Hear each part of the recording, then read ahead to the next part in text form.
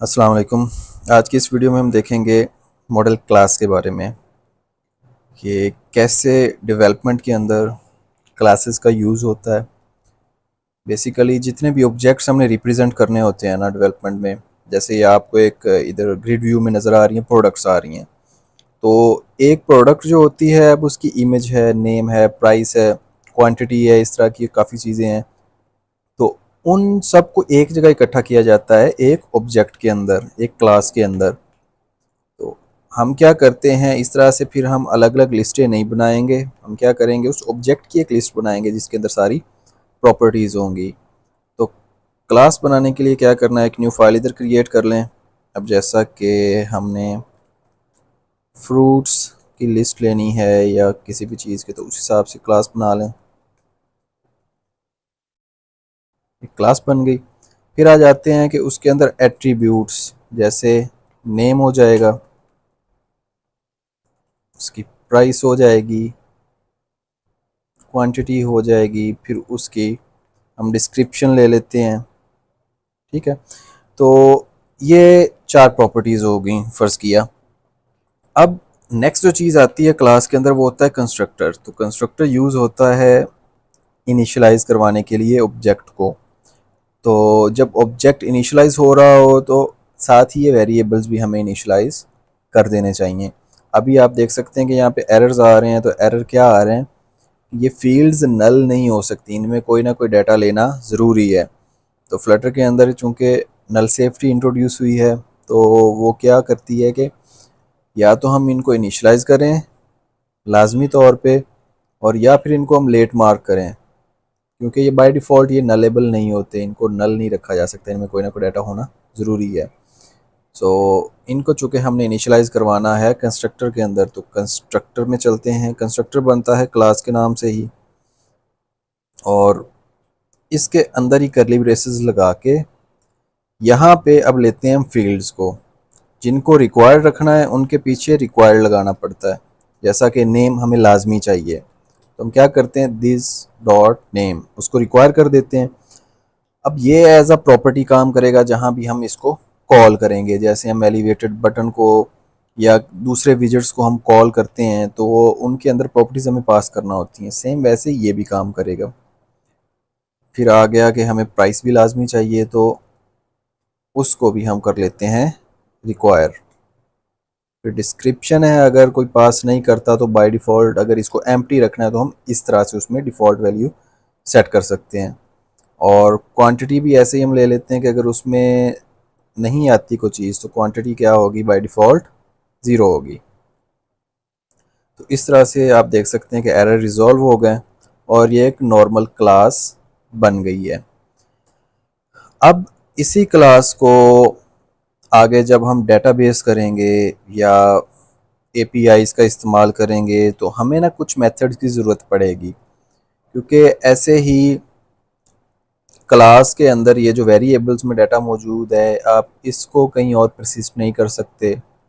अगर परसिस्ट करना है तो इसको कन्वर्ट करवा के अगर आप जेसन में कन्वर्ट करें तो बहुत ईजी हो जाता है। आप किसी भी डेटाबेस में इसको ईजिली सेव कर सकते हैं, या आप फॉर एग्जांपल फायरबेस यूज़ करेंगे तो उसको भी जेसन या मैप की शक्ल में डाटा चाहिए होता है, हमने उसी शक्ल में भिजवाना होता है कन्वर्ट करके।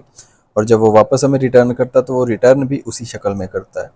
और सेम ऐसे ही एपीआईज़ का है कि अगर आप रेस्ट एपीआईज़ को यूज़ कर रहे हैं तो उनमें डाटा अपलोड करवाना है तो वो भी आपने मैप की शक्ल में ही भिजवाना होता है या जेसन की शक्ल में, और वापस आपको मिलेगा तो वो उसी शक्ल में मिलेगा। फिर आपने उसको कन्वर्ट करना होता है इस क्लास के अंदर।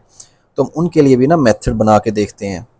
अब जेसन जो है उसको रिप्रेजेंट किया जाता है इधर प्रोग्रामिंग में मैप के थ्रू, जिसमें जो उसकी इसमें बेसिकली होता है की और वैल्यू का पेयर, कि एक की से रिप्रेजेंट हो रही होती है वैल्यू। ठीक है, की हमेशा होनी है स्ट्रिंग की शक्ल में, टेक्स्ट की शक्ल में, और वैल्यू कुछ भी हो सकती है, तो उसको हम रखते हैं डायनामिक। और फंक्शन का नाम आप टू जेसन या टू मैप कुछ भी रख सकते हैं। और यहाँ पे जेसन को या मैप को रिप्रेजेंट कौन करवाता है, ये करली ब्रेसेस। तो हम क्या करेंगे, एक की बनाएंगे स्ट्रिंग की शक्ल में नेम की, और उसमें भिजवा देंगे इस वेरिएबल की नेम की वैल्यू। और सेम इसी तरह से बाकियों के साथ हमने करना है। अब ये ज़रूरी नहीं है कि जो की है और वैल्यू है ये सेम हो, ये कुछ भी हो सकती है ये की, इसको आप चेंज कर सकते हैं। जैसे इसको मैं रखता हूँ टाइटल और उसमें भिजवा दूँ ये वेरिएबल की वैल्यू, क्योंकि आगे तो वैल्यू जानी है ना, इसके अंदर सेव होनी है। बस ये चीज़ ध्यान में रखनी है कि जिन की से डाटा सेव करना है, जब वापस उधर से आएगा ना, जो हम इधर रिवर्स से एक मेथड बनाएंगे, तो उसमें से गेट भी हमने ऐसे ही करना है। तो वो जो रिवर्स मेथड बनाना है, वो बनाने के लिए आप क्या करते हैं, एक फैक्ट्री टाइप यूज़ करके और इस क्लास का नाम देंगे हम यहाँ पे, और साथ में दे देंगे मेथड। ये एक बनाएगा बेसिकली स्टैटिक मेथड, कि जिसको ना बगैर ऑब्जेक्ट बनाए क्लास का कॉल किया जा सकता है। अब ये क्या करेगा, रिटर्न करेगा ये फ्रूट का ऑब्जेक्ट। तो हम इसके अंदर पास करवाएंगे क्या, वो मैप जो हमें डेटाबेस से या एपीआई की तरफ से मिलेगा, वो हम इसमें भिजवा देंगे और ये आगे रिटर्न करेगा उनमें से डाटा निकाल निकाल के फ्रूट का ऑब्जेक्ट बना के। तो अब नेम में से नेम कैसे लेना है, जिस की से सेव किया था उसी की से आपको वापस मिलेगा। ये बात हो रही है अगर आपने डेटाबेस में इसको सेव करने के लिए और रिट्रीव करने के लिए यूज़ कर रहे हैं। अगर एपीआईज बनी हुई हैं तो एपीआईज किन की से डाटा रिटर्न करती हैं और किस शक्ल में रिटर्न करती हैं, वो आपको उधर एग्जांपल्स में उन्होंने बताया होगा कि हम आपको ये ऑब्जेक्ट देंगे, ये इसमें लिस्ट की शक्ल में डाटा आएगा, या ये इसमें सिंपली ऐसे कीज़ होंगी और डायरेक्ट वैल्यूज़ होंगी। उस हिसाब से फिर आपको ये मॉडल क्लास क्रिएट करनी पड़ती है। अब हो सकता है कि यहाँ पे एक ऐसी की होती जिसके अंदर आगे मज़ीद लिस्ट होती है, एक और मैप होता, तो इनर मैप भी बनाए जा सकते हैं। सो डिस्क्रिप्शन भी हम निकाल लेते हैं और क्वांटिटी भी। तो इन्हीं नामों से हमने सेव किया था, उन्हीं नामों की हमने बना ली लिस्ट। तो इस तरह से आप क्या कर सकते हैं, कोई भी मॉडल क्लास बना के उसको जेसन में कन्वर्ट कर सकते हैं और वापस जेसन से आप उसको क्लास के ऑब्जेक्ट के अंदर कन्वर्ट कर सकते हैं। तो ये ज़रूरी नहीं है कि एपीआईज में और ऑनलाइन डेटाबेसेस में ही यूज़ होना है। इसने आप जेसन में कन्वर्ट करके डाटा को आप लोकली भी सेव कर सकते हैं, शेयर्ड प्रेफरेंसेस के अंदर या किसी फाइल के अंदर, जेसन फाइल के अंदर, और आप उसको बाद में लोड कर लें। तो अभी हम देखते हैं कि कैसे इस क्लास को यूज़ करके हम ग्रेड व्यू के अंदर डाटा शो करवा सकते हैं। तो अगर हम लिस्ट बनाएं फ्रूट टाइप की, इस क्लास को यूज़ करते हुए